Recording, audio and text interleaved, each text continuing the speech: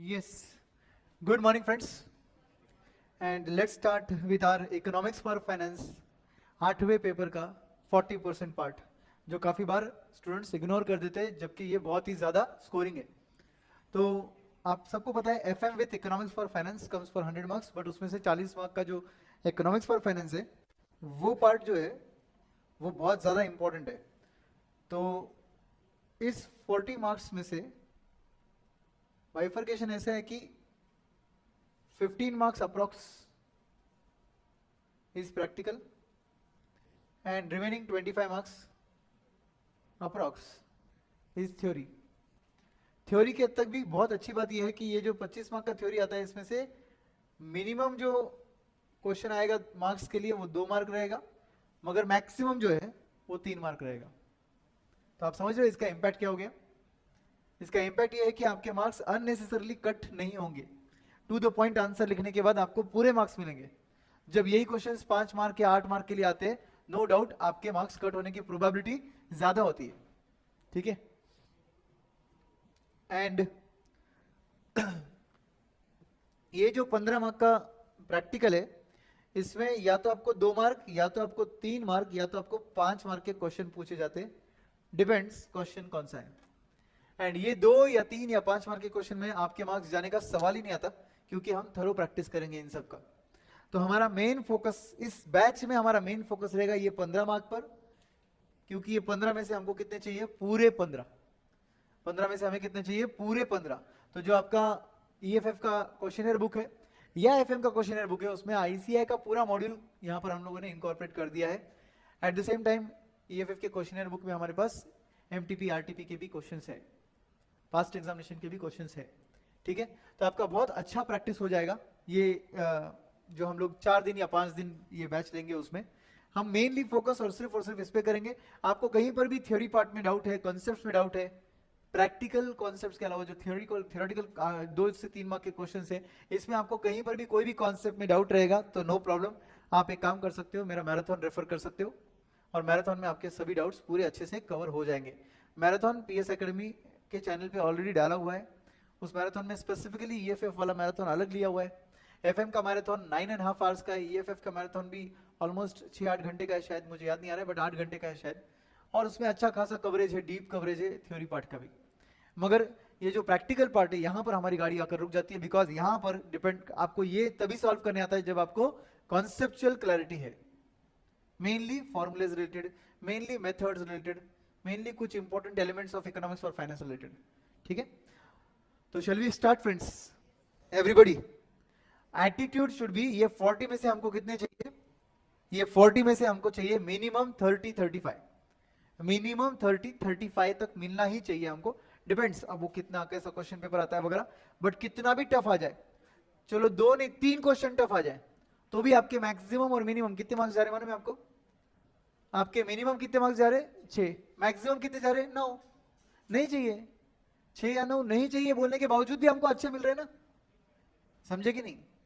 तो let's focus on what we know rather than what we don't know, and this practical part of 15 marks at the end of 5th day should be completely yours. तो इसका मतलब समझा कि ये हर 2-2 घंटे के batch में आपके जेब में कितने मार्क्स जा रहे? 3-3 मार्क्स जा रहे, कंफर्म वो भी। और 3 मार्क क्या रोल प्ले करते हैं? इस 38 एंड 41 का डिफरेंस, या 199-202 का डिफरेंस, बराबर है ना? तो कुछ भी रोल प्ले कर सकता है ये 3 मार्क आपके लाइफ में। इसलिए कोई भी दिन या कोई भी लेक्चर मिस मत करो, और हर लेक्चर में अटेंटिव रहकर पार्टिसिपेट कर आंसर्स दो। ठीक है। सिलेबस बहुत आसान है, हमारे साथ तो और भी आसान हो जाएगा। ठीक है, क्योंकि हम जाएंगे कॉन्सेप्चुअली एकदम। इस इकोनॉमिक्स फॉर फाइनेंस में आपके पास 4 चैप्टर्स है। हम लोग ऑफकोर्स फोकस करेंगे प्रैक्टिकल पार्ट पर। तो प्रैक्टिकल पार्ट पर अगर हम लोग फोकस कर रहे हैं, तो इसका मतलब हमारे लिए 4 चैप्टर्स है ही नहीं, हमारे लिए एक्चुअली चैप्टर 1 का यूनिट 1 है, चैप्टर 1 का यूनिट 2 है। I will write it for you. Chapter 1 के अंदर यूनिट 1 में प्रैक्टिकल क्वेश्चंस है, यूनिट 2 के अंदर प्रैक्टिकल क्वेश्चंस है, फिर इसमें बहुत ज्यादा प्रैक्टिकल क्वेश्चंस है, हमको कम से कम 2 से 3 दिन तो इसी में लग जाएंगे। ठीक है। और उसके बाद आपके पास चैप्टर 2 में डायरेक्टली यूनिट 4 में प्रैक्टिकल क्वेश्चंस है, और फिर आपके चैप्टर 3 में प्रैक्टिकल क्वेश्चंस आते हैं यूनिट 2 में। सो ये आपके प्रैक्टिकल क्वेश्चंस वाले चैप्टर और उनके यूनिट है। इसका मतलब जब हम बोलते हैं कि प्रैक्टिकल क्वेश्चन एग्जाम में आएगा तो हमें सॉल्व करने आएगा या नहीं आएगा, तो कंप्लीट फोकस हमारा इस पोर्शन पे रहना चाहिए। ये पोर्शन अगर आपको आ जाए तो ये समझ जाना कि 15 मार्क इसमें से ही आने वाले हैं। ठीक है, now let's start with chapter number 1, unit number 1। ठीक है, जिसका नाम है national income accounting. Chapter 1, unit 1,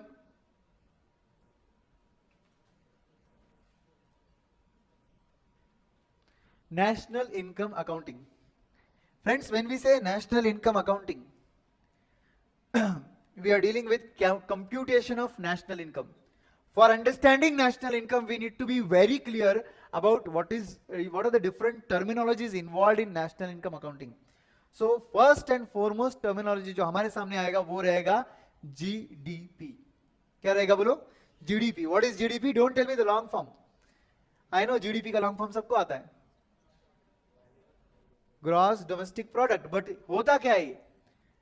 money value of all the final goods and services produced within the domestic territory of our country in a financial year, valued at gross value. Gross means what? Yes, gross of depreciation. Gross means gross of depreciation, मतलब उसमें depreciation है. ठीक है, now GDP के 4 types होते हैं. GDP लिखते जाओ मेरे साथ साथ. एट कांस्टेंट प्राइसेस, और friends this is also called as real GDP. GDP at constant prices, this is also called as real GDP, and it is very very important from comparison perspective. आप जब compare करते हो आपका GDP आपके last year के साथ, तो obviously उस केस में आपने कंपैरिजन किसके बेसिस पे करना चाहिए? रियल जीडीपी के बेसिस पे करना चाहिए. रियल जीडीपी कैसे कैलकुलेट होता है? तो सपोज हम कैलकुलेशन कर रहे हैं 2022 का जीडीपी. किसका देखा जा रहा है? 2022 का. तो हम प्रोडक्शन कौन सा लेंगे? 2022 का, और इनटू प्राइजेस मतलब मनी वैल्यू लेते वक्त प्राइस लेंगे बेस ईयर का. बेस ईयर सपोज हमारा है 2018. जानबूझ के मैं कैलेंडर ईयर ले रहा हूं ताकि आसान हो जाए समझने के लिए, जबकि फाइनेंशियल ईयर होता है, मुझे भी पता है आपको भी पता है. तो 22 प्रोडक्शन लिया हमने, 2022 का प्रोडक्शन लिया, but multiplied by prices of 18 लिया. Sir what is 2018? Base year. और फिर मुझे मिलेगा मेरा रियल जीडीपी, या मिलेगा मुझे मेरा GDP at constant prices of 2018. ठीक है, मैं बोल रहा था कि ये कंपैरिजन के लिए बहुत अच्छा है. क्यों कंपैरिजन के लिए ये अच्छा है दोस्तों? ध्यान से सुनिए. अगर मैं इसे लास्ट ईयर के साथ कंपेयर करूं तो सपोज प्रोडक्शन लेना पड़ेगा 2021 का, मल्टीप्लाइड बाय मनी वैल्यू पे अराइव करने के लिए प्राइजेस लिया जाएगा 2018 का, 17 का नहीं, 18 का, बेस ईयर का, एंड फिर मुझे मिलेगा लास्ट ईयर का GDP, real GDP of 2021 at base price of 2018. अब बताइए मुझे कि ये नीचे वाला जीडीपी जो लास्ट ईयर का है, प्रीवियस ईयर, और ये है करंट ईयर, दोनों कंपैरिजन कर सकते हैं क्या हम लोग? यस, जरूर कर सकते हैं. ये कंपैरिजन कर सकते हैं. और अगर सपोज करंट ईयर का जीडीपी ज्यादा है तो हम खुश हो सकते हैं क्या? यस. अगर करंट ईयर का जीडीपी ज्यादा निकला, it is only and only due to increase in production, because दोनों जगह प्राइस तो आपने बेस ईयर का लिया है. फिर भी करंट ईयर का फिगर अगर बड़ा है, इसका मतलब क्या हुआ रहेगा? यस, इस बार का प्रोडक्शन ज्यादा है, इसका मतलब आपकी इकोनॉमी प्रोग्रेस कर रही है. इसके वर्सेस दूसरा अगर आप देखोगे तो आपको इसका और महत्व क्लियर हो जाएगा आपको. तो इसके वर्सेस जो सेकेंड टाइप का जीडीपी है वो देखते हैं, जिसको हम बोलते हैं GDP at, yes, GDP at current prices. और इसी का दूसरा नाम क्या है? Nominal GDP. क्या बोलते हैं बोलो? Nominal GDP. अब ये जीडीपी में क्या होता है? प्रोडक्शन लिया जाएगा 2022 का, जिस साल का आप कैलकुलेशन कर रहे हो, मल्टीप्लाइड बाय प्राइजेस लिए जाएंगे उसी साल के, मतलब 2022 के, और इससे मुझे मिल जाएगा मेरा नॉमिनल जीडीपी ऑफ 2022.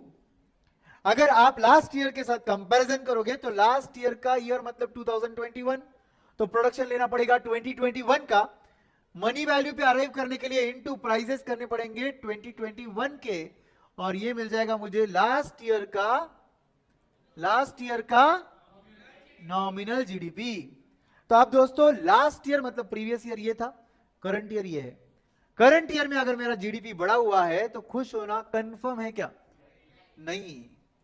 अब अगर यहां पर नंबर्स बढ़कर आते हैं तो इसके दो रीजंस हो सकते हैं, या तो प्रोडक्शन बढ़ा होगा या तो इन्फ्लेशन आया रहेगा, मतलब प्राइसेस बढ़े रहेंगे।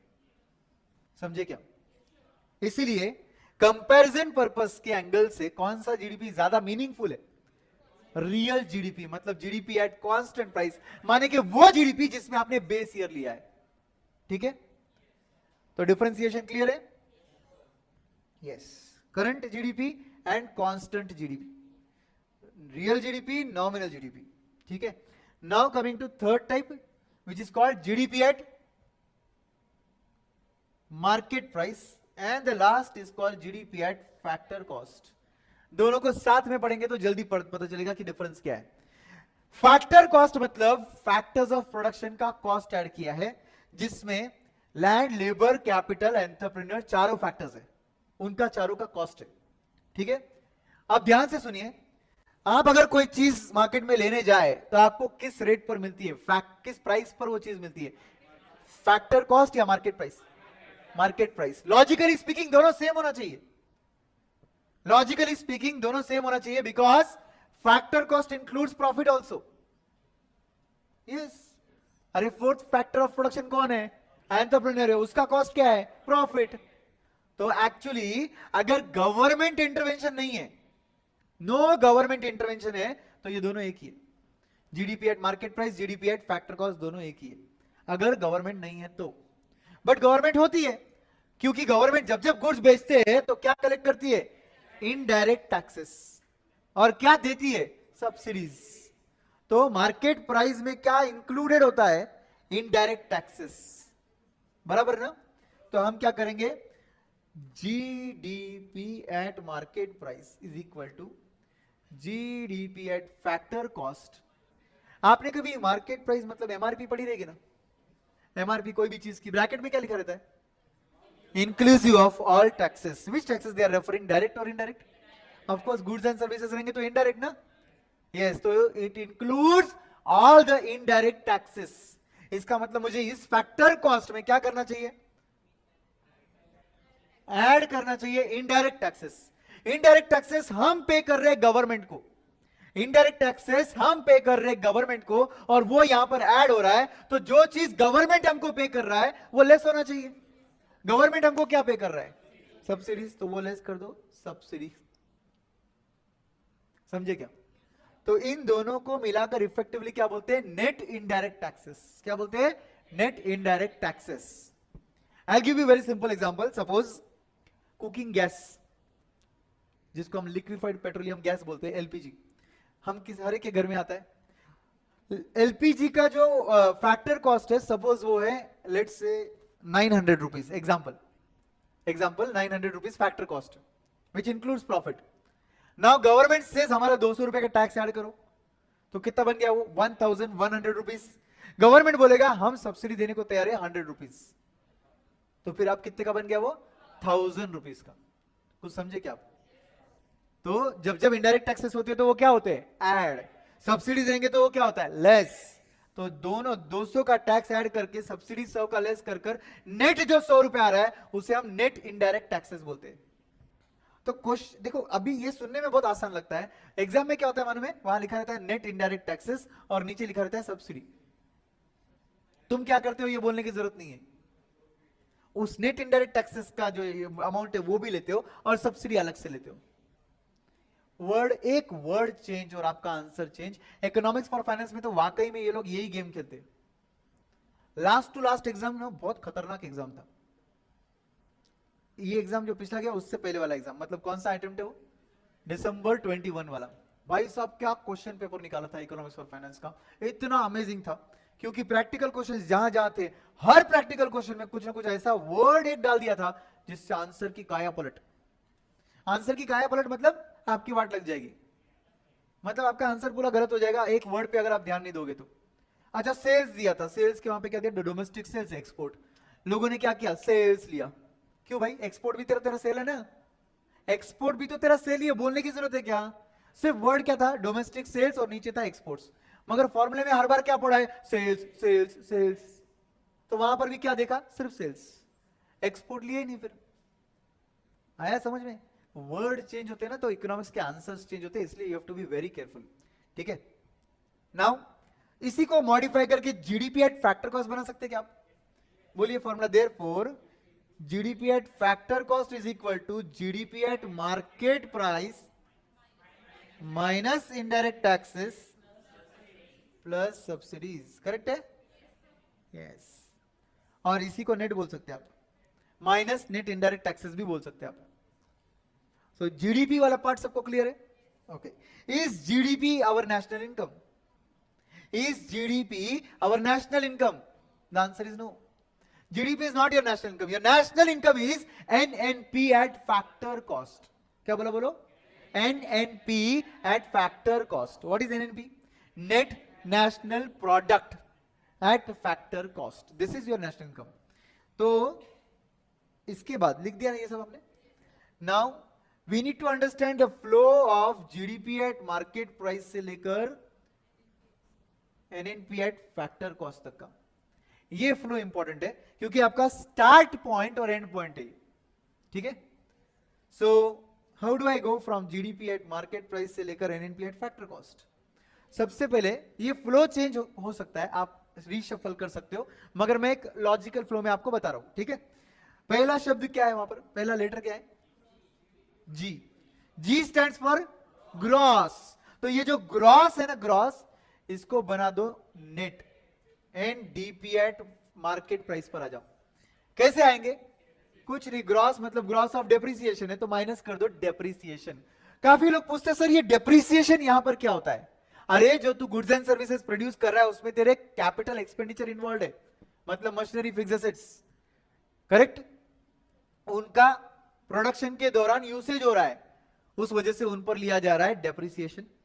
बट इकोनॉमिक्स में डेप्रिसिएशन को डेप्रिसिएशन भी बोल सकते हैं वो लोग, या फिर वो बोल सकते हैं consumption of fixed capital, consumption of capital expenditure या फिक्स्ड कैपिटल, समझे, डेप्रिसिएशन का दूसरा नाम है ये।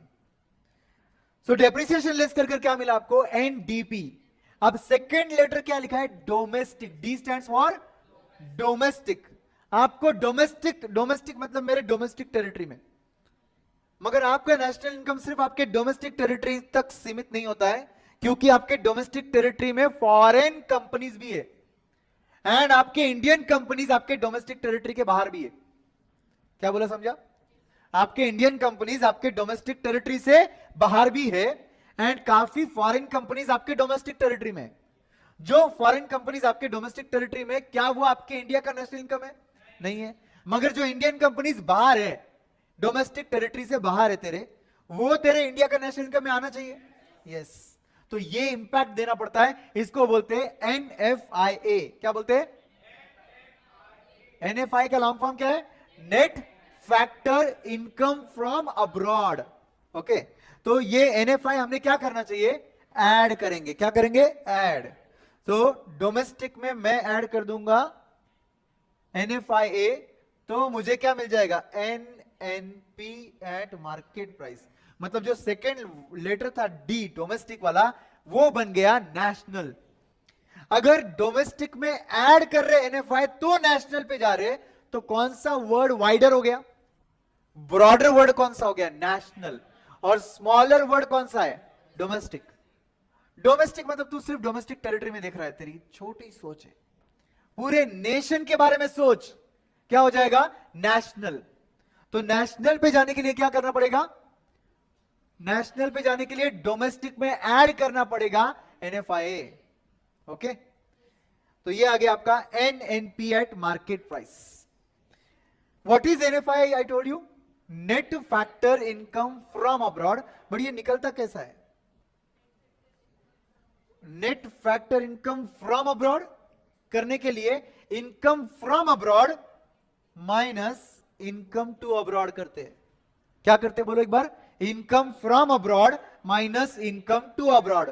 फॉर एग्जांपल हमारी इंडियन कंपनीज फॉरेन में रहकर 2000 करोड़ कमा रहे, जबकि फॉरेन कंपनीज इंडिया के डोमेस्टिक टेरिटरी में रहकर 500 करोड़ रुपए कमा रहे। क्या बोला समझा? फॉरेन कंपनी, फॉरेन नेशन में इंडियन कंपनीज कितना कमा रहे? 2000 करोड़, जबकि इंडिया के डोमेस्टिक टेरिटरी में फॉरेन कंपनीज कितना कमा रहे? 500 करोड़। तो लॉजिकली स्पीकिंग वो जो 2000 कमा रहे करोड़ वो हमारी कमाई है, और जो 500 करोड़ कमाए जा रहे हैं वो उनकी कमाई है। तो फ्रॉम अब्रॉड कितना हो गया? 2000, टू अब्रॉड कितना हो गया? 500, नेट कितना हो गया? 1500 करोड़। बट सर ये नेगेटिव भी हो सकता है क्या? क्या ऐसा हो सकता है क्या रिवर्स, हम 500 कमाए, उन्होंने 2000 करोड़ कमाए? यस। तो उस केस में आपका NFI बन जाएगा निगेटिव 1500 करोड़। इसका मतलब यहां पर ऐड निगेटिव फिगर करके वो लेस हो जाएगा, plus and minus will become minus. समझे? So what is NFI? Factor income from abroad minus factor income to abroad. अच्छा, क्वेश्चन में काफी बार जो मैं बोल रहा हूं, मैं सिर्फ कॉन्सेप्ट नहीं सिखा रहा हूं, मैं एडजस्टमेंट भी सिखा रहा हूं। ध्यान दो, जब क्वेश्चन दिया जाता है NFI के आगे अगर निगेटिव नंबर है तो you should be careful. Add NFI की जगह क्या हो जाएगा? वो लेस NFI हो जाएगा, क्योंकि निगेटिव NFI मतलब इनकम टू अब्रॉड। समझे कि नहीं? इनकम टू अब्रॉड ज्यादा है, इनकम फ्रॉम अब्रॉड कम है, नेट फिगर नेगेटिव है। सो फिर ऐड NFI नहीं होगा, लेस हो जाएगा। बट अगर NFI पॉजिटिव दिया रहेगा मतलब क्या करना पड़ेगा? ऐड करना पड़ेगा। कभी कभी ये लोग और ट्विस्ट दे सकते हैं, वो लोग बोल सकते हैं factor income from abroad, factor income to abroad, दोनों अलग अलग दे सकते हैं वो लोग। मतलब उन्होंने एन नहीं किया उसको, FIA फ्रॉम एंड टू। तो आपको क्या करना पड़ेगा? नेट आउट कर कर करना पड़ेगा, या फिर फ्रॉम अब्रॉड आपको ऐड करना है, टू अब्रॉड आपको लेस करना है। समझे क्या? आप NNP एट मार्केट प्राइस पर पहुंच गए, क्या ये आपका नेशनल इनकम है? Is this your national income? नहीं ना, नहीं, ये नेशनल इनकम नहीं है आपका। तो आपके नेशनल इनकम के लिए आपको क्या करना पड़ेगा? मार्केट प्राइस से जाना पड़ेगा फैक्टर कॉस्ट पर। और वो कैसे जाएंगे बताओ? मार्केट प्राइस से फैक्टर कॉस्ट पे जाने का मैकेनिज्म तो तुम इधर ही देख चुके थे, बराबर है क्या? तो यहां पर मुझे मार्केट प्राइस से फैक्टर कॉस्ट जाना है, नीचे आपने यही किया ना। ये देखो, आप मार्केट प्राइस पे थे, आप कहां पहुंचे थे? फैक्टर कॉस्ट पे। अच्छा, ये कोई याद रखने वाली चीज नहीं है, बहुत सिंपल, एक कॉमन सेंस समझ लो। जब जब आप MRP मतलब मार्केट प्राइस देखते हो, ब्रैकेट में लिखा रहता है इंक्लूडिंग ऑल टैक्सेस। आपको मार्केट प्राइस से पहुंचना है फैक्टर कॉस्ट, तो वो जो इनडायरेक्ट टैक्सेस इंक्लूडेड है उसे तू एक्सक्लूड कर दे। तो क्या करना पड़ेगा बताओ?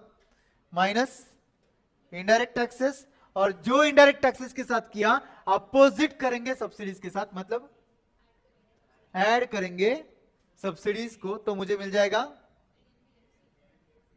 NNP at factor cost, that is national income, बराबर? That is your national income, बराबर? आप बताइए, इन दोनों को मिलाकर क्या बोलते हैं? Net indirect taxes. क्वेश्चन में अगर नेट वर्ड दिया रहेगा तो आपको सब्सिडीज अलग से भी दिया रहेगा, तो कुछ करना है क्या? नहीं, you should be careful. Okay, ये फ्लो लिख लिया आपने?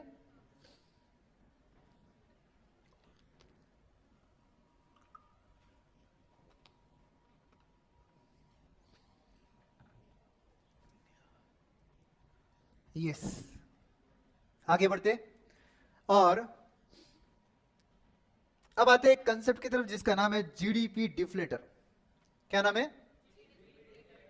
GDP deflator. दोस्तों ये रिसेंटली एडिशन किया है सिलेबस में, रिसेंटली भी ऑलमोस्ट 1-1.5 साल हो गया एडिशन करके, बट यस अमेंडमेंट वाला पार्ट है, ऐसा बोल सकते हैं आप। GDP डिफ्लेटर, इन्फ्लेटर मतलब बढ़ाना, डिफ्लेटर मतलब कम करना। तो ये GDP को कोई तो भी लेवल से कम कर रहा है। एक ऐसा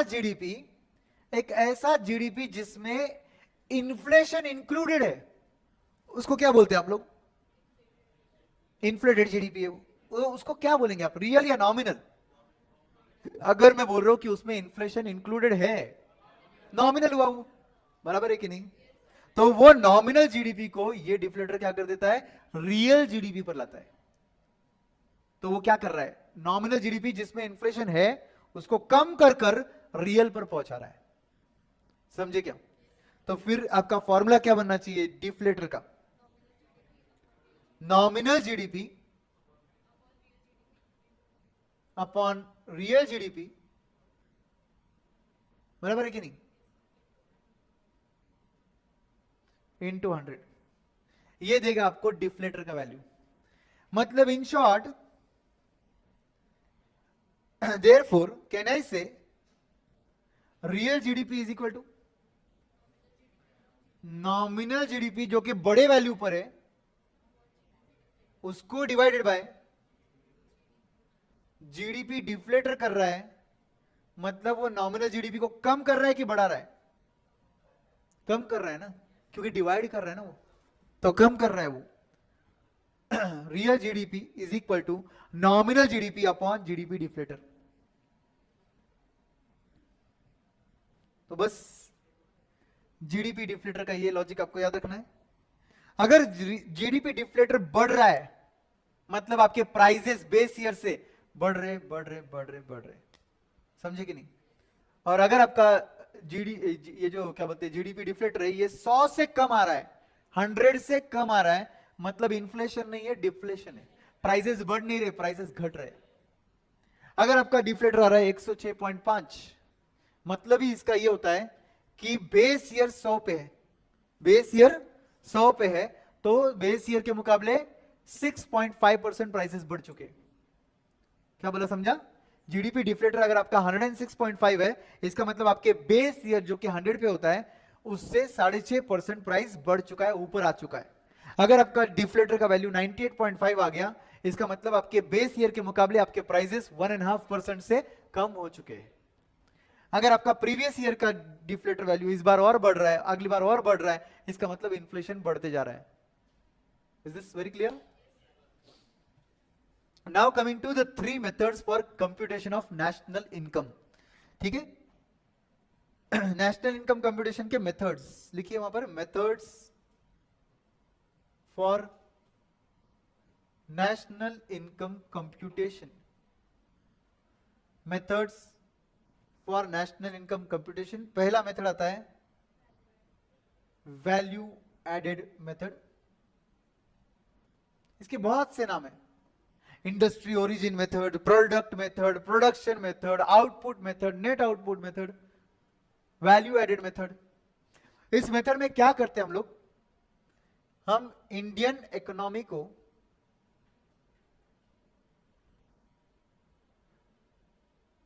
सेक्टर्स में डिवाइड करते हैं।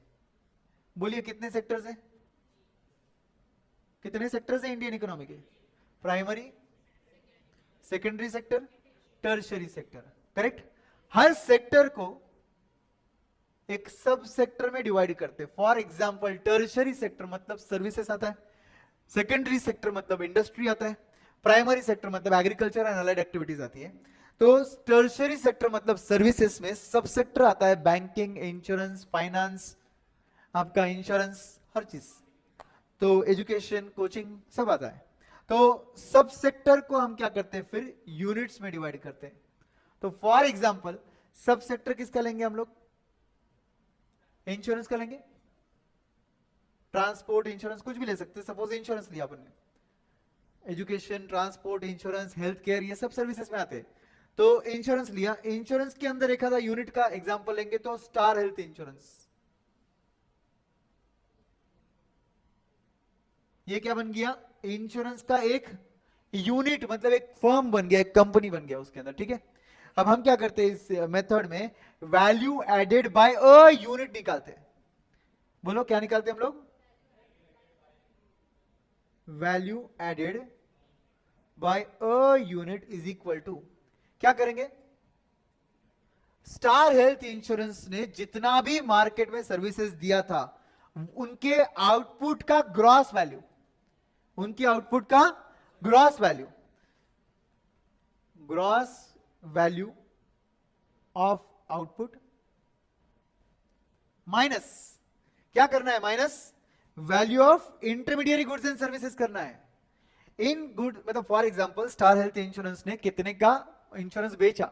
6,000 करोड़, एग्जाम्पल है, 6,000 करोड़ का इंश्योरेंस बेचा, but do you think 6,000 crore पूरा स्टार हेल्थ के जेब में गया? अरे ये सर्विसेज बेचने के लिए क्या हुआ रहेगा? ऑब्वियसली ऐसा हुआ रहेगा कि उन्होंने दूसरे सर्विसेज अवेल किए रहेंगे, एजेंट से इतने सारे, उनको कमीशन देना पड़ा होगा उनको। ऑब्वियस बात है कि उनकी जगह जगह ऑफिस से, उनके जगह जगह स्टाफ से, उनका जगह जगह इलेक्ट्रिसिटी बिल कंज्यूम हो रहा है, प्रिंटिंग स्टेशनरी कंज्यूम हो रहा है, क्लाइंट्स के क्लेम आ रहे हैं, उनका पेमेंट दिया जा रहा है। तो don't you think there are intermediary goods and services used to give the service, to give that level of output? This insurance company might be using intermediary goods and services. तो हमने क्या करना चाहिए? Minus value of intermediary goods and services used. अगर मैं ये minus कर दूं तो मुझे मिल जाएगा मेरा value added by a unit, that is star health insurance. समझे कि नहीं?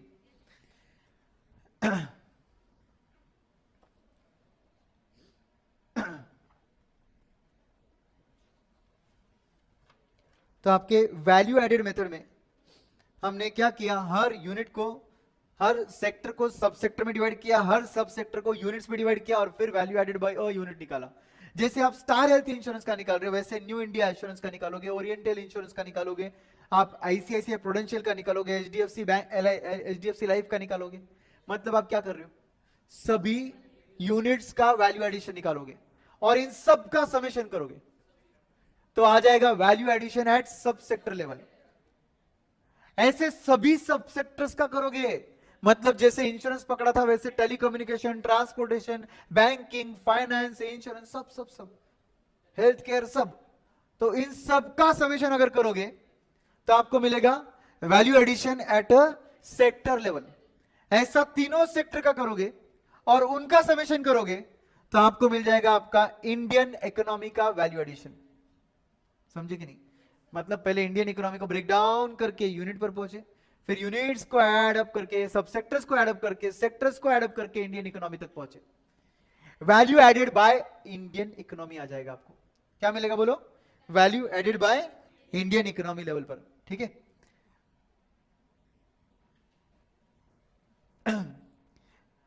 Bye the way, value of its output जो है, वैल्यू ऑफ इट्स आउटपुट, उसमें क्या आ सकता है? This is nothing but sales plus change in stock. What is change in stock? That is sales plus trading account का logic याद करने का। सेल्स प्लस क्या आएगा? क्लोजिंग स्टॉक, माइनस करोगे आप ओपनिंग स्टॉक। समझा क्या आपको? और ये मिल गया आपको आपका value of output. Do you think value added at Indian economy level is your national income? Value added at Indian economy level is your national income. लगता है क्या आपको? बिल्कुल नहीं। It is what you know? It is called GDP at market price. Sir क्यों sir इसको GDP at market price क्यों बोलते हैं? Because आपने लेते वक्त क्या लिया? दिख रहा है आपको ग्रॉस वैल्यू? कहीं पर भी माइनस डेप्रिसिएशन किया आपने तो फिर वो जी आएगा पहला लेटर। आपने सिर्फ आपके डोमेस्टिक टेरिटरी की हद तक ध्यान दिया है तो सेकंड लेटर आना चाहिए डी। आपने वैल्यू ऑफ आउटपुट लेते वक्त फैक्टर कॉस्ट पे नहीं लिया, मार्केट प्राइस पे लिया है। जनरली अगर मैं आपको बोलूं कि वैल्यू ऑफ आउटपुट निकालो तो आप किस पर निकालोगे? मार्केट प्राइस पर निकालोगे। इसका मतलब first method, value added method, आपको कहां लैंड करता है? आपको कहां पहुंचाता है? वो जीडीपी एट मार्केट प्राइस पर पहुंचाता है। और वहां से हमको बहुत अच्छे से पता है नेशनल इनकम तक कैसे जाते हैं। तो यहां पर एक लाइन में हम लिखेंगे this method will lead us to what? GDP at market price. और फिर वहां से चले जाओ आप नेशनल इनकम मतलब एनएनपी एट फैक्टर कॉस्ट पर, नो प्रॉब्लम। इसको जीडीपी नहीं बोलते, इसको इस मेथड में एक और नाम है GVA, gross value added. GVA, gross value added. Minus depreciation करोगे तो एनडीपी बुला लो, चल जाएगा। एनवीए बुलाओ तो भी चलेगा, कोई प्रॉब्लम नहीं। ब्रैकेट में लिख दो चाहिए तो, that is GVA. Gross value added, gross value added. तो आपको फर्स्ट मेथड क्लियर है। सेकेंड मेथड का नाम है इनकम मेथड। इनकम मेथड क्या करता है, इनकम को दो कैटेगरी में डिवाइड करता है। पहले एक है लेबर इनकम और एक है नॉन लेबर मतलब capital income. Labour income, non labour income, जिसको कैपिटल इनकम भी बोलते हैं। बट फिर कभी कभी ऐसा होता है कि लेबर है या नॉन लेबर है, थोड़ा क्लासिफाई करना मुश्किल हो जाता है। उस वक्त एक थर्ड कैटेगरी पिक्चर में आ जाता है, मिक्स्ड इनकम। तो कितने इनकम हो गए, labour, non labour and mixed income. ठीक है। ये मेथड क्या बोलता है, सिंपली आपके डोमेस्टिक टेरिटरी में जितने भी फैक्टर्स ऑफ प्रोडक्शन है उनका इनकम ऐड करते जाओ। आपके डोमेस्टिक टेरिटरी में जितने भी फैक्टर्स ऑफ प्रोडक्शन है उनका इनकम ऐड करते जाओ। सुनो मेरे सेंटेंसेस को, क्योंकि मुझे आपसे कुछ रिप्लाई चाहिए। ये रेगुलर बैच नहीं है, ये रैपिड रिवीजन है। आप एग्जाम के बहुत नजदीक हो, तो मैं टोटली डिस्कशन एग्जाम ओरिएंटेड कर रहा हूं अभी। आप बताइए क्या बोला मैंने अभी आपको। आप इस मेथड में आपके डोमेस्टिक टेरिटरी में जितने फैक्टर्स है उनका इनकम ऐड करते जाते हो। सुना क्या आपने? ओके। अब बोलो लेबर इनकम में क्या क्या आता है, सैलरी, वेजेस, बोनस, कमीशन, सब सब जो भी तुझे मेहनत करके मिलेगा ना, सब लेबर इनकम में आएगा। ठीक है। फिर वो परक्विजिट्स बोल टैक्स के भाषा में कि उसको कुछ और नाम दे। जो भी तेरे मेहनत से तेरे को मिल रहा है वो सब किस में आएगा, लेबर इनकम। जो भी तेरे इन्वेस्टमेंट से तुझे मिलेगा वो किस में आएगा, नॉन लेबर इनकम। जैसे कि इसमें आएगा आपका रेंट, आपका इंटरेस्ट और आपका profit. Rent, interest, profit, RIP, rest in peace नहीं। Rent, interest, profit, rent interest profit को मिलाकर ये लोग बुलाते हैं ऑपरेटिंग सरप्लस। क्या बुलाते हैं बोलो, operating surplus. Rent, interest, profit, that is operating surplus. और इसको जनरली बुलाते हैं वो लोग compensation to employees, compensation of employees.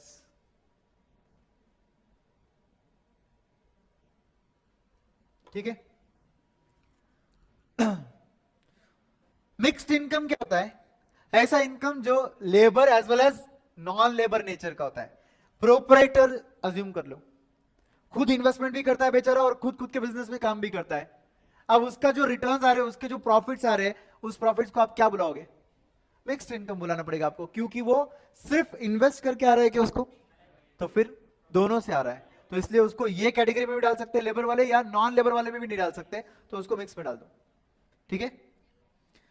अब मेरा फॉर्मूला क्या बनेगा, compensation of employees plus operating surplus plus mixed income.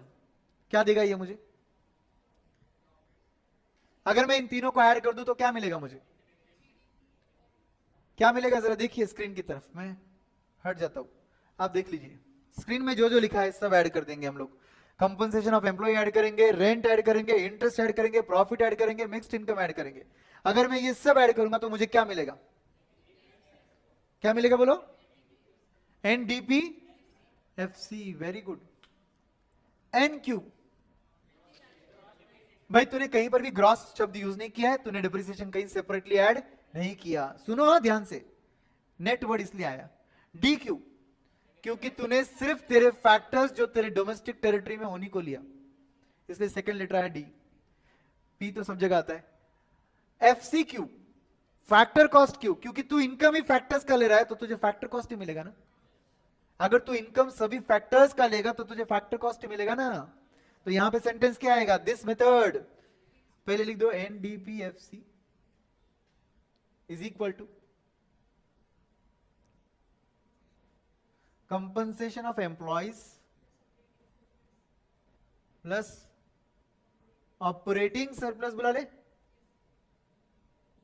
Plus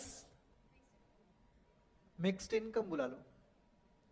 और ये दे रहा है आपको NDPFC, बिकॉज यहां पे नीचे लिख रहे हैं हम लोग this method leads us to NDPFC। Because आप सबको पता है, लिखने की जरूरत नहीं है। बिकॉज क्या है बोलो? एक तो डेप्रिसिएशन कहीं अलग से ऐड नहीं किया। अच्छा, आप प्रोडक्शन कॉस्ट वगैरह तो ले नहीं रहे थे जिससे डेप्रिसिएशन भी इंक्लूड हो जाए, आप तो डायरेक्टली फैक्टर कॉस्ट ले रहे थे, तो डेप्रिसिएशन इंक्लूड होने का सवाल ही नहीं आता, तो ग्रॉस पे तो आने का सवाल ही नहीं आता। डोमेस्टिक टेरिटरी में ही ध्यान था आपका, NFI कहीं पर ऐड किया नहीं, तो डोमेस्टिक डी पर आ गए आप, और फैक्टर इनकम ले रहे थे इसलिए फैक्टर कॉस्ट पर पहुंच गए, मार्केट प्राइस पे जाने का सवाल ही नहीं आता। समझा? अब यहां से आप नेशनल इनकम जाना है या जीडीपी पर जाना है तो आप सबको आता होगा। एनडीपीएफसी से मुझे जीडीपी एमपी पर पहुंचा दो। एनडीपीएफसी पर हूं मैं, मुझे जीडीपी मार्केट प्राइस पर पहुंचाओ। पहले ऐड करना पड़ेगा डेप्रिसिएशन, क्योंकि नेट से ग्रॉस पे जाना है। अब आप कहां पहुंच गए? जीडीपीएफसी। अब मुझे पहुंचना है मार्केट प्राइस। ऐड कर लो, इनडायरेक्ट टैक्सेस लेस कर दो, सब्सिडीज, आप पहुंच जाओगे GDP market price. Correct? Yes. Last method,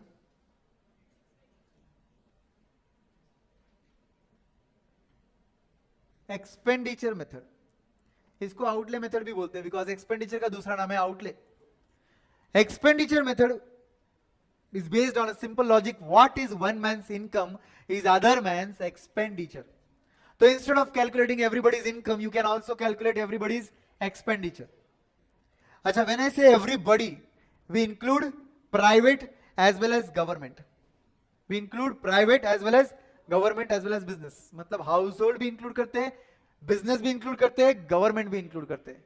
By the way, what are these three sectors of economy? कौन से 3 सेक्टर्स है? हाउस होल्ड, फर्म, ये 2 सेक्टर आ गए। इसमें थर्ड सेक्टर आता है गवर्नमेंट। तो जब आप खर्चा लेते हो ना, तो इकोनॉमी में जितने भी पार्टिसिपेंट्स हैं सबका खर्चा लेना पड़ेगा, तो इन सबका खर्चा लेना पड़ेगा आपको। तो इसके अंदर एक्सपेंडिचर मेथड में मुझे एक कॉमन सेंस से बात बताओ, एक्सपेंडिचर किस पर होता है? फैक्टर कॉस्ट पे होता है कि मार्केट प्राइस पर? आप जब बोलते हो मेरा खर्चा हुआ है, मार्केट प्राइस पर हुआ रहेगा, इसका मतलब ये कहां पहुंचाएगा आपको? एफसी या एमपी? एमपी पर पहुंचाएगा। जब आप बोलते हो आपका खर्चा हुआ है, तो वो खर्चे में सभी कॉस्ट इंक्लूडेड होते हैं, इंक्लूडिंग डेप्रिसिएशन, तो ये कहां पहुंचाएगा आपको? ग्रॉस। पहला लेटर आएगा ग्रॉस। ये खर्चा अगर आप सिर्फ डोमेस्टिक टेरिटरी का देखोगे तो दूसरा लेटर आ जाएगा डोमेस्टिक डी। तो फिर कहां पहुंचे आप इस मेथड में? GDP at market price. समझे कि नहीं? और ये जो खर्चा मैं बोल रहा था, ग्रॉस ऑफ डेप्रिसिएशन होता है, इसके अंदर खर्चे के अंदर एक शब्द होता है जिसकी वजह से हम उसको ग्रॉस बुलाते हैं, वो है ग्रॉस डोमेस्टिक कैपिटल फॉर्मेशन। क्या बोलते हैं हम लोग? Gross domestic capital formation. पहले आप फॉर्मूला देख लो, आपको और इजीली समझ जाएगा। GDP at market price is equal to, GDP at market price is equal to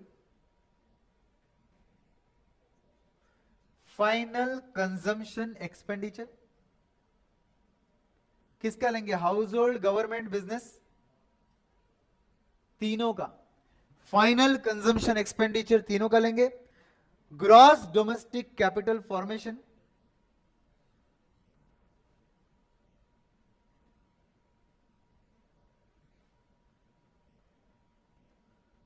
ये भी हम सबका लेंगे।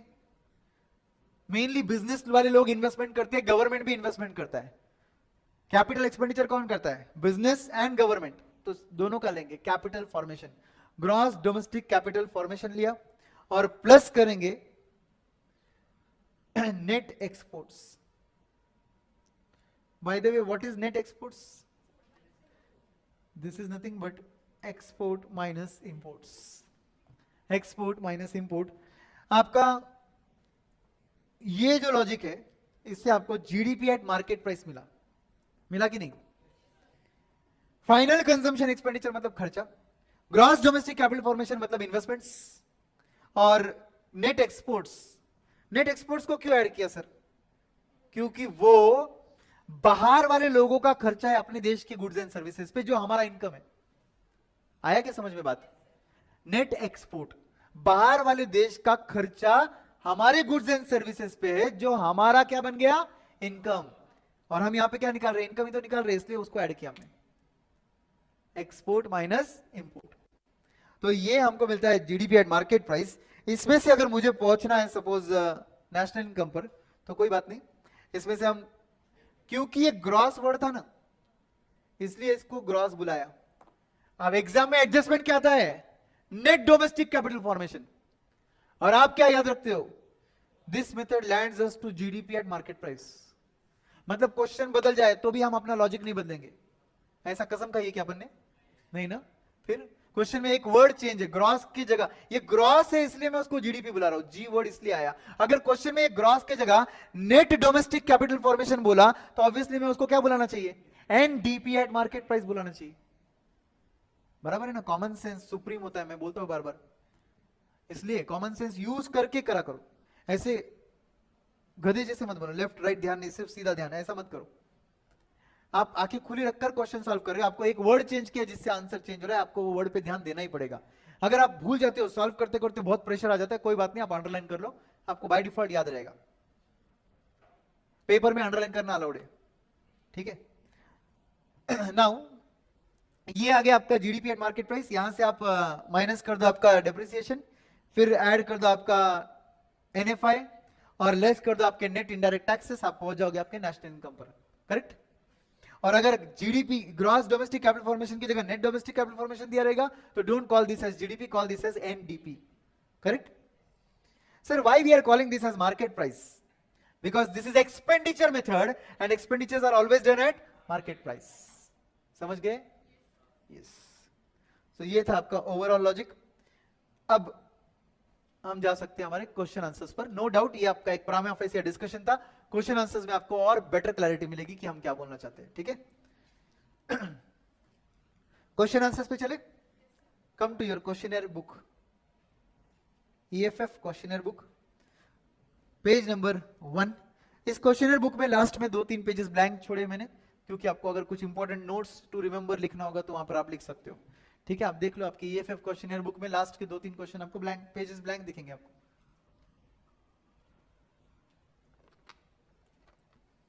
जैसे कि आप वहां पे लिख सकते हो question number, page number this, question number this, important adjustment, ये चीज समझे? चलो फर्स्ट क्वेश्चन, रेडी है सब लोग? रेडी है क्या सब लोग? आवाज नहीं आया मुझे। यस, क्वेश्चन नंबर 1 पे आ जाओ। जीडीपी डिफ्लेटर क्या बोला इन्होंने? If the deflator, GDP deflator in 2020 increased to 240 from 177 in 2019, मतलब लास्ट ईयर कितना था?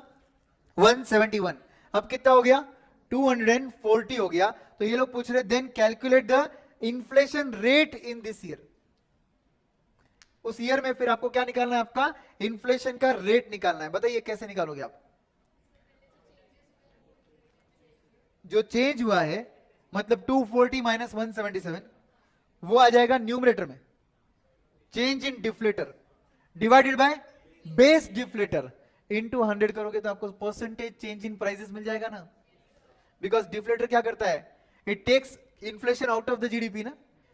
यस और नो? यस। तो फिर हमारा आंसर क्या बनना चाहिए? 40.35। सबकी कैलसी पे आया क्या? कैसे निकाला आपने? Change in deflator divided by base deflator into 100। तो इससे आपको क्या मिला? आपको मिला इन्फ्लेशन इन द ईयर 2020, 19 के मुकाबले 2020, मतलब सेकेंड ईयर में आपका इन्फ्लेशन कितने से बढ़ा है? 40.35 से बढ़ा है। सब लोग इधर के आंसर्स पे बिलीव नहीं करोगे, अपने कैलकुलेटर पे आंसर निकालोगे। ठीक है? चलो नेक्स्ट क्वेश्चन क्या बोल रहा है देखो। Find out the GDP deflator, interpret it. आपके पास क्या दिया है? ईयर दिया है, नॉमिनल जीडीपी दिया है, रियल जीडीपी दिया है। मुझे फॉर्मूला बोलो डिफ्लेटर का। Nominal GDP upon real GDP into 100। सब लोग लो कैलकुलेटर अभी। Nominal GDP 500, real GDP 500 into 100 करेंगे तो आपका डिफ्लेटर, जीडीपी डिफ्लेटर कितना आएगा? 100 आएगा फर्स्ट केस में विदाउट कैलसी। बराबर? नीचे के आंसर्स को मत देखो। Second, nominal GDP 800, real GDP 650, 800 divided by 650 into 100, 123 क्या? 23.08। Can you interpret the answer? What is the interpretation? आपके बेस ईयर के मुकाबले, लास्ट ईयर के मुकाबले 23% से आपके प्राइसेस बढ़ चुके हैं। Okay next, 1150 divided by 800, 143.75। आप सबको समझा? इस तरीके से आपके सभी आंसर्स आते जाएंगे। दिख गया यहाँ पे? दो चार आंसर आगे मतलब आगे के वही लॉजिक से है, ठीक है। अब बताओ मुझे इसके इंटरप्रिटेशन में ये इंटरप्रिटेशन क्या है? 143 के बाद 136.84 पे आया, डिफ्लेशन, प्राइस घटा उधर, बराबर है। उसके बाद और घटा, फिर बढ़ा, समझा कि नहीं? और ये आपका इंटरप्रिटेशन इधर लिखा हुआ है, समझे? जीडीपी डिफ्लेटर ग्रेटर देन 100 रहा तो क्या दिखता है वो, कि बेस ईयर के मुकाबले आपका प्राइस कितना ऊपर गया, समझे कि नहीं?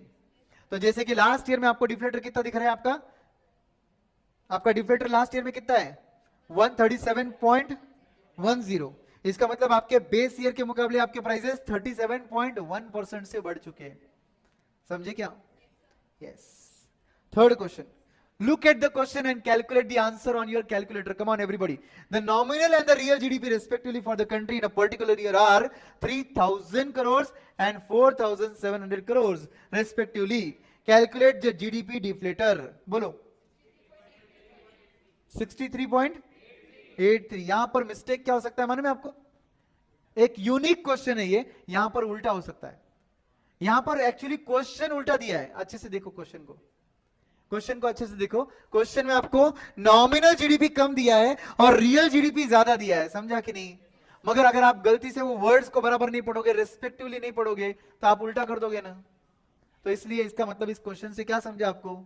इस क्वेश्चन से क्या समझा है कि क्वेश्चन अच्छे से पढ़ने का, वो रेस्पेक्टिवली वर्ड जो दिया उसके अंदर पहले नॉमिनल दिया कि पहले रियल दिया, वो देखने का, अपना एक्स्ट्रा दिमाग नहीं लगाने का। नंबर जो बड़ा है वो नॉमिनल है, मुझे मालूम है उसमें इन्फ्लेशन होता है, ये देख बैंड बज गई, प्राइजेस घट चुके हैं बेस ईयर से। क्वेश्चन चेंज, आपका आंसर चेंज होता है, ठीक है? Be smart, don't be extra smart, बराबर? Yes, done. तो ये था third question. Now coming to fourth one. Fourth one बोलता है फाइंड नॉमिनल जीडीपी, जबकि आपके पास रियल जीडीपी दिया है और प्राइस इंडेक्स दिया है। सर ये प्राइस इंडेक्स क्या होता है? जीडीपी डिफ्लेटर का दूसरा नाम है ये, प्राइस इंडेक्स। प्राइस इंडेक्स, दूसरे शब्द को याद रखो, आउट ऑफ सिलेबस नहीं होता ये, ठीक है? बोलो, आपके पास रियल जीडीपी दे रखा है, नॉमिनल पे पहुंचना है, क्या करेंगे हम लोग? बस रियल को, अगर कंसेप्ट क्लियर है तो क्या करना है? रियल को 120% से बढ़ाना है। रियल कितना है अभी? 450, 450 इंटू 120%, 540 आया क्या? अच्छा, इसको समझने का बहुत सिंपल लॉजिक है। आपका डिफ्लेटर 100 से ज्यादा है, मतलब रियल जो है वो कम रहेगा, नॉमिनल ज्यादा रहेगा। Everyone? Yes. Next question, fifth one. Suppose nominal GNP of the country is 600 crore, price index in the given year 2010 is 100। कौन से ईयर का दे रहे हैं? 2010 का दे रही है, दोनों डेटा 2010 का है। Now let the nominal GDP, पहले क्या था? नॉमिनल जीएनपी था, अब बोल रहे nominal GDP increases to 1200 crore in which year? 2018, and price index rises to 110। Find out real GDP. मुझे बताइए 2010 का डेटा कुछ काम का है क्या? नहीं है। क्यों नहीं है? क्योंकि वो 2010 का डेटा है, अभी अपन 2018 तक पहुंच चुके। 2018 का नॉमिनल जीडीपी कितना है? 1200 करोड़, 1200 करोड़। ओके, ये आपका नॉमिनल जीडीपी हो गया, बराबर क्या? एंड आपका रियल जीडीपी ढूंढना है आपको, जबकि आपका जीडीपी डिफ्लेटर का 110 वैल्यू है। तो क्या करना पड़ेगा आपको? नॉमिनल डिवाइडेड बाय 110 इंटू 100, बराबर? तो फिर आप लोगे आपका 1200 डिवाइडेड बाय 110 इंटू 100, कितना है आंसर? 1090.9 आया क्या आंसर? 1090.9 करोड़। समझा कैसे आया? 1200 का आपका nominal GDP divided by deflator value into 100। तो डिफ्लेटर वैल्यू 110 था, अपने उसको 110 से डिवाइड करके मल्टीप्लाइड बाय 100 किया, तो बढ़ाया या कम किया? कम किया। अगर मैं 110 से डिवाइड करके 100 से मल्टीप्लाई कर रहा हूं, मतलब मैं उसको कम कर रहा हूं। सर आप कम क्यों कर रहे हो? क्योंकि मुझे नॉमिनल को रियल पर लाना है और मेरा जीडीपी डिफ्लेटर 110 है, मतलब मेरा नॉमिनल ऑलरेडी ज्यादा है। अरे ये भी इनसाइट्स डेवलप करो, समझे कि नहीं? सिर्फ फॉर्मूला पुटअप करके आंसर मत करो, कभी कभी कोई ट्विस्ट दिया ना आपको, समझेगा नहीं फिर। अगर डिफ्लेटर 100 से ज्यादा है मतलब nominal will be more and real will be less, ये भी याद रखो, ठीक है? चलो सिक्स्थ क्वेश्चन, एक बहुत ही बेहतरीन क्वेश्चन रहेगा। Find the from the following data, find NNP at factor cost, NNP at market price, GNP at market price, GDP at market price. चार चीजें निकालनी है आपको. ऑपरेटिंग सरप्लस आपके पास दिया है, mixed income of self employed आपके पास दिया है, और क्या दिया है? नेट रेंट दिया है, प्रॉफिट दिया है, नेट इनडायरेक्ट टैक्सेस दे रखे. उसके बाद कंजम्पशन ऑफ फिक्स्ड कैपिटल, मतलब लिखो उधर depreciation. Consumption of fixed capital के वहां पर लिखो डेप्रिसिएशन. एनएफआई दिया है, बट एनएफआई कैसा दिया है? -50 दिया है. डबल अंडरलाइन करो -50 को. कर रहे हो क्या ये सब? एंड कंपनसेशन ऑफ एम्प्लॉइज दे रखा है. अब आप बताओ कि ये डेटा कौन से मेथड पर बेस्ड है? हाँ बाप रे, इनकम मेथड है ये सब इनकम है ना, ये इनकम मेथड है. इनकम मेथड मुझे कहां लाता है? एनडीपी एट एफसी पर लाता है. बराबर है, एनडीपी एट एफसी पर लाता है. तो एक काम करो, पहले एनडीपी एट एफसी पहुंच जाओ. ठीक है, ये क्या पूछा ये बाद में देखते हैं, पहले अपन बेस लॉजिक को स्टिक करते हैं. एनडीपी एट एफसी के लिए मुझे ऑपरेटिंग सरप्लस लेना है, मिक्स्ड इनकम लेना है. अच्छा, अगर मैं ऑपरेटिंग सरप्लस ले रहा हूं तो मुझे रेंट लेने की जरूरत नहीं है, प्रॉफिट लेने की जरूरत नहीं है, क्योंकि वो ऑलरेडी उसमें इंक्लूडेड है. फिर नेट इनडायरेक्ट टैक्सेस लेने की फिलहाल जरूरत नहीं है, डिप्रिसिएशन का फिलहाल जरूरत नहीं है, एनएफआई का फिलहाल जरूरत नहीं है, और कंपनसेशन ऑफ एम्प्लॉय लेना पड़ेगा. लो ये तीनों नंबर का addition, NDP at FC is equal to 2000 plus 1100 plus 1000, कितना आया? 4100 करोड़ आ गया. अब आपको जो जो पूछा उसके हिसाब से आप जा सकते हो. आप बोलो एनडीपी से आप जीडीपी पर पहुंच जाओगे? पहुंचो. GDP at market price is equal to NDP at FC. बोलो क्या करूं? प्लस करना पड़ेगा डेप्रिसिएशन, यस और नो, और फिर ऐड करना पड़ेगा नेट इनडायरेक्ट टैक्सेस को. तो 4100 में ऐड करेंगे 400 का डेप्रिसिएशन. सब लोग है क्या मेरे साथ? ऐड करेंगे नेट इनडायरेक्ट टैक्सेस, नेट दे रखे ना, 450 को ऐड करो, 4950 करोड़ आया. अब आप जीडीपी पर पहुंच चुके थे, आप जीएनपी पर जा सकते हो. जाओ जीएनपी पर. GNP eight market price is nothing but GDP at market price. अब बोलो, डोमेस्टिक मतलब छोटे टेरिटरी में थे तुम, डोमेस्टिक मतलब छोटे, इसमें नेशनल मतलब बड़ा. क्या करना पड़ेगा आपको? ऐड एनएफआई करना पड़ेगा. तो यहां पर मैं लिखूंगा लिखते वक्त ऐड एनएफआई, बट क्योंकि एनएफआई निगेटिव है इसलिए मैं लेस कर दूंगा 50, और मेरा आंसर आएगा 4900 करोड़. समझे कि नहीं सब लोग? यस और नो? एंड इसके बाद आप पहुंच जाओ एनएनपी एट मार्केट प्राइस पर. बोलो पहुंच सकते हो? NNP at market price is nothing but GNP eight market price में से माइनस करना होगा डेप्रिसिएशन. बहुत आसान है ये तो. 4900 में से 400 का डेप्रिसिएशन लेस कर दो, 4500 crore. Are you understanding? Are you really solving और I am solving only? No ना. लास्टली यहां से मार्केट प्राइस पर से पहुंच जाओ फैक्टर कॉस्ट पर. तो एनएनपीएफसी पर पहुंचना है, एनएनपी मार्केट प्राइस में से क्या करना पड़ेगा? माइनस नेट आईडीटी करना पड़ेगा. मतलब ही 4500 में से 450 माइनस करना है, तो 4050 करोड़ आया क्या? तो आप ये देख सकते हो क्लियरली कि उनके मेथड्स कुछ भी रहने दो, आप अपना मेथड खुद निकाल सकते हो. नीचे मेथड कुछ और भी हो सकता है, पहले उन्होंने कुछ और निकाला होगा, बाद में कुछ और निकाला होगा, बाद में कुछ और निकाला होगा. आपके दिमाग में एक फ्लो है ना, वो पकड़ के चलो. समझे? अल्टीमेट आंसर मैच होना चाहिए, मगर आपका फ्लो उनका फ्लो वो सब ठीक है. मैच हो रहा है कि चेक करो एक बार. यस, सब कुछ मैच हो रहा है. वो क्या? यस, आगे बढ़े. ऐसा मुझे कम मजा आता है बिकॉज आप घर से ट्राई करके नहीं आए हो, किया है. तो आज का ये सब मेथड का तो पूरा डिस्कशन हुआ ही था. अब 15 मिनट में जितने क्वेश्चंस हुए उतने आपका ग्रेस क्वेश्चन पकड़ लो आप. मगर मैं चाहता हूं कि इस बेसिस पर, इस डिस्कशन के बेसिस पर आपने आज यूनिट 1 के सभी क्वेश्चन सॉल्व कर देने चाहिए. यूनिट 1 में कितने क्वेश्चन है मेरे बुक में? नहीं ज्यादा नहीं, 28 है क्या? 28 है, हाँ 28 है ना, तो हम लोग अभी 7th पर है, ज्यादा से ज्यादा हम 10th पर पहुंचेंगे, उसके आगे नहीं बढ़ेंगे जानबूझकर। क्यों? आपको घर से खुद से सॉल्व करना है, विदाउट आंसर को देखें, ठीक है। कहां से कहां तक सॉल्व करोगे आप? जहां से हम रुक जाएंगे वहां से 28 पूरे, ठीक है, ताकि जहां आप रुके, जहां आप अटके, जहां आपकी डिफिकल्टी है, वो डिस्कशन अगर मैं करूंगा ना तो आपके दिमाग में स्ट्रेट वो बात जाएगी। आज क्या होगा, ये कितना भी टफ रहेगा ना, आपको टफ नहीं लगेगा, क्योंकि हम साथ में डिस्कस कर रहे हैं। तो इंपॉर्टेंट वर्ड में डायरेक्ट आपको अंडरलाइन करा रहा हूं, बॉक्स में डाल रहा हूं, ये देखो इधर ध्यान तो बोल रहा हूं, तो ऑब्वियसली आप बराबर सॉल्व कर रहे हो। बट घर पर ये सब चीजें होनी चाहिए, घर पर ब्लैंक भी होने चाहिए, उसके बाद आंसर्स आने चाहिए, ठीक है। चलो,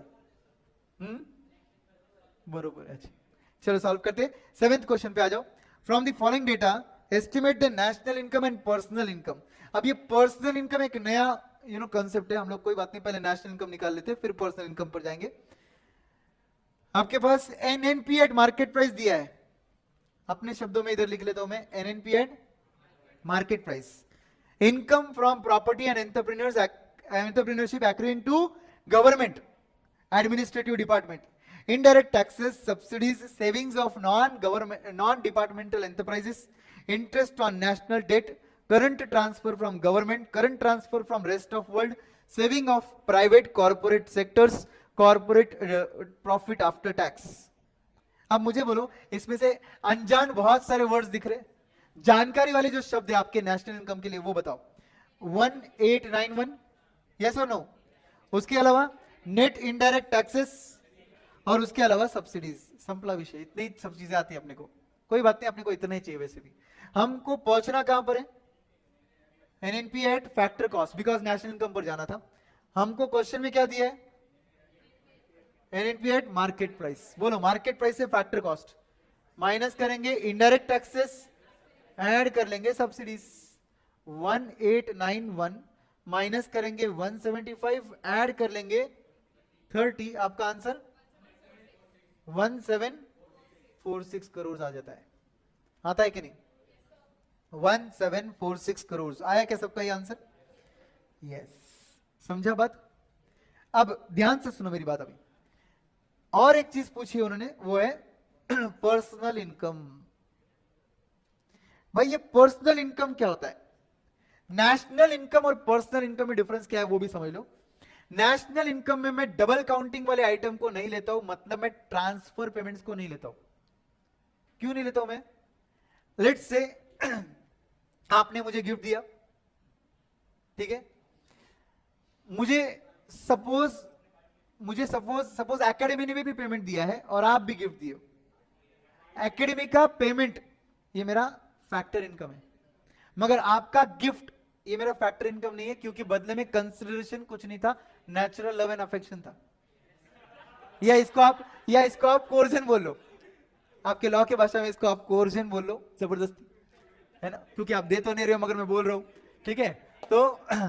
तो ऐसे केस में होगा ये कि मेरे नेशनल इनकम डेटा मांगने के लिए जब लोग आएंगे तो मैं सिर्फ अपने एकेडमी से मिला हुआ इनकम दिखाऊंगा, क्योंकि आपसे मिला हुआ इनकम अगर मैं दिखा दूं तो वो आपके इनकम में भी काउंट होगा और मेरे इनकम में भी काउंट होगा, डबल काउंटिंग हो जाएगी। समझे कि नहीं? So transfer incomes are not included in dash national income. But don't you think कि आपसे मिला हुआ गिफ्ट मेरा पर्सनल इनकम है? यस, तो वो इंक्लूड होना चाहिए पर्सनल इनकम में। तो नेशनल इनकम से पर्सनल इनकम जाते वक्त ऐसी चीजें ऐड होती है, ठीक है, समझा बात यहां तक? अब एक और बात समझ लो कि पर्सनल इनकम में गवर्नमेंट के एक्सपेंडिचर्स और गवर्नमेंट का इनकम नहीं आता। गवर्नमेंट का एक्सपेंडिचर था नेशनल डेट पर, गवर्नमेंट ने दिया इंटरेस्ट, वो गवर्नमेंट का खर्चा था, मगर मेरा तो इनकम हुआ ना, क्योंकि मैंने ही तो वो गवर्नमेंट के सिक्योरिटीज सब्सक्राइब किए थे, खरीदे तो मैंने ही थे। तो नेशनल डेट पर का इंटरेस्ट किसको मिलना चाहिए? प्राइवेट वालों को मिलना चाहिए ना, पर्सनल इनकम है वो मेरा, समझे? एंड गवर्नमेंट डिपार्टमेंट के कुछ रेवेन्यूज रह सकते हैं, वो मेरा पर्सनल इनकम है क्या? नहीं। ऐसे कोई प्रॉफिट्स हो सकते हैं जो मेरे हाथ में आए ही नहीं, जैसे कोई कॉर्पोरेट प्रॉफिट आफ्टर टैक्स मेरे हाथ में आया ही नहीं कभी, तो वो इंक्लूड होना चाहिए क्या? मतलब इन शॉर्ट में आपको बताऊं, पर्सनल इनकम मतलब income earned but not received, income received but not earned. समझे कि नहीं कुछ?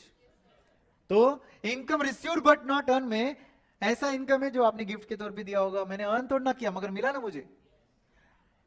Income earned but not received मतलब वो लेस होना चाहिए। क्यों लेस होना चाहिए? क्योंकि मैंने वो अर्न किया मगर मुझे वो मिला नहीं। कॉर्पोरेट प्रॉफिट आफ्टर टैक्स वहीं पर पड़ा है, कॉर्पोरेट के पास ही पड़ा है, डिस्ट्रीब्यूट तो कर नहीं रहे, तो मेरा इनकम मुझे कहां आया अभी तक? समझा कि नहीं? तो ये सब इंपैक्ट लेने पड़ते हैं आपको। अब आप जरा 2 मिनट के लिए ये जो फॉर्मूला दिया है नीचे इसको देखेंगे। पर्सनल इनकम निकाल रहे हैं, नेशनल इनकम से शुरू कर रहे हैं, ठीक है? माइनस क्या कर रहा हूं मैं? Income from property and entrepreneurship accruing to, क्या लिखा है? गवर्नमेंट। अब समझा लेस क्यों किया? अरे वो गवर्नमेंट का इनकम है, मुझे मिला क्या? प्राइवेट वाला हूं मैं, पर्सनल हूं मैं, मुझे मिला क्या? वो नहीं, तो मैंने लेस कर दिया। समझे? फिर savings of non departmental enterprise, savings है ये। सेविंग्स है मतलब वो डिस्ट्रीब्यूट हुए क्या? नहीं, उन्होंने सेव करके रखे खुद के पास, तो वो भी मुझे मिले क्या? नहीं, इसलिए मैंने क्या किया? उसको लेस। ठीक है? उसके बाद ऐड क्या कर रहा हूं मैं? नेशनल डेट पर का इंटरेस्ट ऐड क्यों कर रहे सर? वो क्योंकि वो गवर्नमेंट सिक्योरिटीज पर का इंटरेस्ट है जो मुझे मिला है। गवर्नमेंट का खर्चा है मगर मेरा तो इनकम है, इसलिए मैंने क्या कर दिया? पर्सनल इनकम के तौर पे ऐड कर दिया। फिर उसके बाद करंट ट्रांसफर फ्रॉम गवर्नमेंट, ये ट्रांसफर पेमेंट है, पेंशन स्कॉलरशिप, ये मेरा क्या बन गया? इनकम, इसलिए मैंने उसको ऐड कर दिया। Current transfer from rest of world, Harvard university से मुझे स्कॉलरशिप मिला, गवर्नमेंट ऑफ इंडिया नहीं था वो, रेस्ट ऑफ वर्ल्ड था। लंदन स्कूल ऑफ इकोनॉमिक्स वाले मुझे अवार्ड दे रहे, मुझे कैश कंपनसेशन दे रहे। रेस्ट ऑफ वर्ल्ड से ट्रांसफर हो रहा है कि नहीं? मेरा पर्सनल इनकम है कि नहीं? यस, तो ऐड होना चाहिए। समझे? एंड माइनस किया saving of private corporate sector. क्यों माइनस किए कर रहे हो सर? सेविंग है, डिस्ट्रीब्यूट किया ही नहीं। सेविंग है मतलब उनके पास रख दिया उन्होंने, फिर वो नॉन डिपार्टमेंटल एंटरप्राइज हो या प्राइवेट एंटरप्राइज हो, सेविंग करके खुद के पास रखा है, डिस्ट्रीब्यूट करने के लिए मुझे दिया, डिस्ट्रीब्यूट करके मेरे जेब में आया क्या? नहीं आया, तो माइनस कर दिया मैंने। एंड माइनस क्या कर रहे हैं? Corporate profit after tax. क्यों माइनस किया? वो क्योंकि कंपनीज ने खुद के पास ही रखा है। In the form of dividend दिया क्या? नहीं, तो फिर मैं क्यों इंक्लूड करूं? समझे एवरीबॉडी? तो ये है आपका पर्सनल इनकम का लॉजिक। बाकी ऊपर के नंबर से ऐड लेस करना है बस आपको, जो दिया है वो। इसमें कोई इंपॉर्टेंट अलग से हटकर एडजस्टमेंट नहीं है जिसकी तरफ आपको केयरफुल रहना है, बस आपको कॉमन सेंस लगाना है। सेविंग आया, क्या करोगे बोलो? लेस। नॉन डिपार्टमेंट हो प्राइवेट हो, सेविंग आया लेस कर दो।